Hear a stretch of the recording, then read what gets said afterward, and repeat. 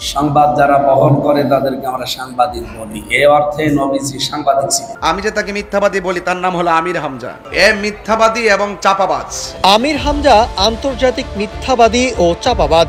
আমার জীবনে প্রথম শুনলাম নবী শব্দের অর্থ হলো সংবাদ বাহক। যিনি সংবাদ বহন করে তাকে সাংবাদিক বলা হয়। সুতরাং নবীজি সাংবাদিক ছিলেন। দুনিয়ার চেয়ারে ও লোভে পড়ে আমির হামজা নবীর মর্যাদা ও সম্মান ভুলে গেছে। মুফতি আমির হামজা বেয়াদবিতে সেরা এক ওয়াজ মাহফিলে এমন মন্তব্য করেন ব্রাহ্মণবাড়িয়ার আলোচিত ইসলামী বক্তা মুফতি গিয়াসউদ্দিন তাহিরি। তাহিরি বলেন, গতকাল দেখলাম আমিরে জামাত বক্তব্যের ব্যাপারে সতর্ক করলেন। একদিন পরেই দেখলাম মিথ্যাবাদী আমির হামজা অবান্তর বেয়াদবিমূলক বক্তব্য দিল। সে আসলেই বেয়াদবিতে সেরা। আমির হামজার মতো একজন বিকারগ্রস্ত মানুষকে এখন প্রশ্ন করতে ইচ্ছা হয় তার এই বেহুদা বক্তব্যের পর তার সিট কোথায় বরাদ্দ করা যেতে পারে। হয়তো মিথ্যাবাদীদের জন্য নির্ধারিত বিশেষ কোনো জায়গাতেই তার উপযুক্ত আসন রয়েছে। 10 বছরের যাত্রা তো কেবলই শুরু। একসাথে গ্রো করার এই জার্নি চলুক আগামীতেও। পাঠাও 10 years of growing with you। তো আমার নবী নাকি সাংবাদিক ছিল, নাউজুবিল্লাহ বলবেন না?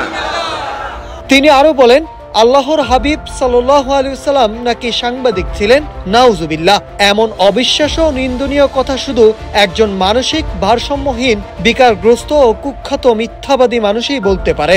এছাড়াও তীব্র ভাষায় আরো বলেন, আমির হামজার মুখ থেকে এমন কথা বের হওয়া ইসলাম ও নবীজির মর্যাদার প্রতি সরাসরি অবমাননা। সে এখন ধর্মের নামে বিভ্রান্তি ছড়াচ্ছে, মানুষের মনে সন্দেহ তৈরি করছে। তার কথাবার্তা শুনে মনে হয় সে শুধু জনপ্রিয়তা আর ক্ষমতার লোভে ধর্মকে ব্যবহার করছে।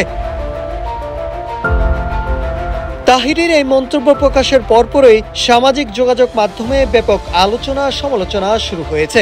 অনেকেই তার বক্তব্যের সঙ্গে একমত প্রকাশ করে বলেন, ধর্মীয় বক্তাদের মুখে এমন বেয়াদবি শোভা পায় না। অন্যদিকে কেউ কেউ এটিকে ধর্মীয় বক্তাদের পারস্পরিক দ্বন্দ্বের নতুন রূপ হিসাবে দেখছে বলে মন্তব্য করেন। Nahid Hasan, news desk, Ittefaq.